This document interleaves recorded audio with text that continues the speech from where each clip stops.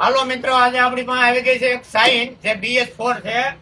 અને BS4 ગાડી હોય કે BS3 હોય કે BS6 હોય, બરોબર.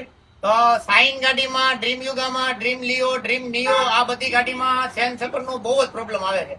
કે અમુકની આગની 50-60 કિલોમીટર હોય ને તો ગાડીમાં વરસથી કે દોઢ વર્ષમાં સેન્સર પૂરા થઈ જાય, બરોબર. તો માર્કેટમાં અત્યારે આપણે સારામાં સારા સેન્સર આવે એમ તો ડાયમંડ છે, રોલન છે, IFB છે, ઓરિજિનલ છે, બરોબર. આ 3-4 કંપની હારામાં હારી છે, DID છે.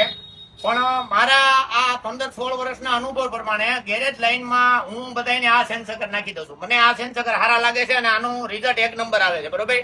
તો આ IFB કંપનીના સેન્સર છે. તમે ગમે ત્યાં ગેરેજે ગાડી મેલી હોય ને એટલે તમને ખાલી એમ કે સેન્સર નાખી દેવાના. તમને એ નો ખબર હોય કઈ કંપનીના નાખે છે, શું છે. 50% ગ્રાહક ને એ નહીં ખબર હોય, બરોબર. હવે આમાં ફેર કેટલો આવે સમજો. આ ગાડીમાંથી ઓરિજિનલ કાઢેલા આ સેન છે, બરોબર. આની સેન ને આની સેનમાં શું ફરક છે તમે કોમેન્ટ કરજો, બરોબર. આ સેન ની જાડાઈ જુઓ, આ સેન ની જાડાઈ જુઓ, બરોબર. પછી આ સકર જુઓ, આ ઓરિજિનલ કાઢેલું છે, આ આપણે IFB નું છે. આમાં પણ આટલો ફેર છે. હવે આગળનું સકર હું તમને બતાવી દઉં કે IFB નું કેવું આવે. જો સકર ની માથે IFB નો માર્કો મારેલો આવે છે. અને આ સકર હારામાં હારા હાલે છે અને હારામાં હારા ટકે છે, બરોબર. તો તમારે પણ જો જયારે સેન્સર નખવાના થાય ને, તમે વિડીયો ગમે ત્યાંથી જોતા હોય, પહેલા તો આ વિડીયો બધાને શેર કરી દેજો.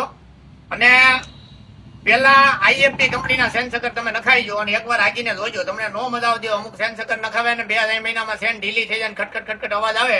એકવાર તમે IFB ના સેન્સર નખાવીને જોજો. તો ગમે ત્યાંથી જોતા હોય તો તમે ગમે ત્યાં ગેરેજે નખાવતા હોય તો એકવાર પેલા એને કહેજો ભાઈ IFB મળી જાય તો એ નખાઈ જો.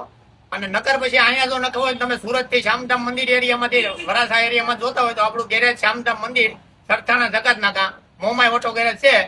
અને મારો મોબાઈલ નંબર આમાં આપેલો છે, તો અમારો કોન્ટેક્ટ કરજો.